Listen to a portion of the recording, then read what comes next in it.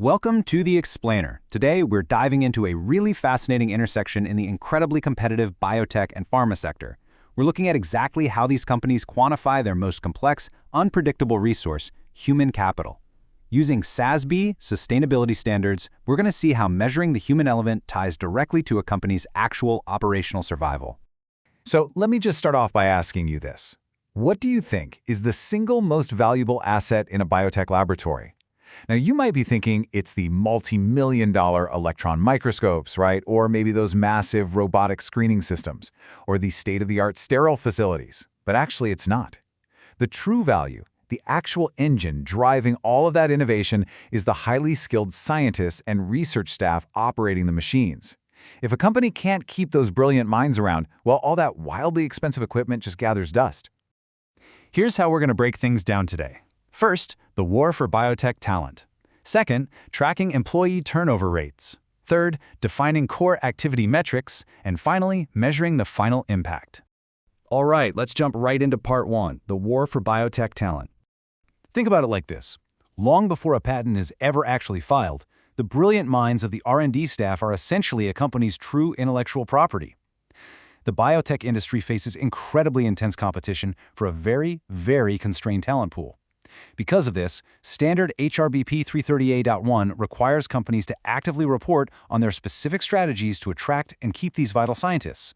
So this isn't just a nice-to-have HR initiative, it's a fundamental business requirement. Under this standard, companies have to outline specific qualitative retention efforts. We're talking about formal mentorship programs, dedicated career development, leadership training, and of course, highly competitive incentive structures. And look, these are absolutely not just corporate buzzwords. These are vital defensive strategies in an industry that literally relies on its highly skilled employees to invent new products, run complex clinical trials, and navigate a maze of regulations. Moving on to Section 2, tracking employee turnover rates. Now we get into standard HCBP 330A.2. You can think of this as a vital health diagnostic for investors. It strictly categorizes turnover, both voluntary and involuntary, across the entire corporate hierarchy. It breaks it down by executives and senior managers, mid-level managers, professionals, and all others. Basically, it gives us a precise measure of exactly who is heading out the door. Let's zoom in on one specific category from that matrix that really matters here. According to the SASB standard, professionals are defined as folks who execute tasks requiring a specific professional degree or certification. So your specialized scientists, your PhDs, your clinical researchers. High voluntary turnover in this specific tier signals a massive, dangerous brain drain. If a company is voluntarily bleeding its top lab talent, that is a huge red flag for its future pipeline. It essentially means those incentive structures or career development programs we just talked about, they might be completely failing. Okay, Section 3, defining core activity metrics. So what exactly is an activity metric? Well, as defined by the framework, these are data points used to quantify the scale of specific operations. They normalize the data so we can actually make fair comparisons. Think of it as the vital denominator concept. For example, if 50 scientists leave a company, that number means something drastically different if it's a massive global corporation with tens of thousands of employees versus a scrappy emerging biotech startup with a total staff of 80. Activity metrics give us that necessary scale and context so we can fairly compare companies across the entire industry. A perfect example of this is metric HCBP 000.B.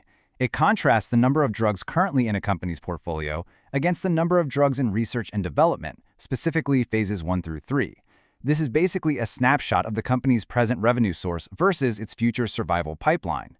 And hey, remember who is responsible for that R&D pipeline? Those highly skilled professionals we discussed a minute ago? Their retention directly dictates the health of this crucial metric. You simply cannot have a robust number of drugs in R&D without the talent to actually develop them. The two are totally intertwined. Which brings us to Section 4, measuring the final impact. Because ultimately, the entire industry drives toward this one thing, the number of patients treated. Designated as metric HCBP 000.A. This is a singular, massive activity metric. It really hammers home the real-world impact of the biotechnology and pharmaceutical sector. It shows the true normalized scale of what those retained scientists and professionals are actually out there achieving in the world.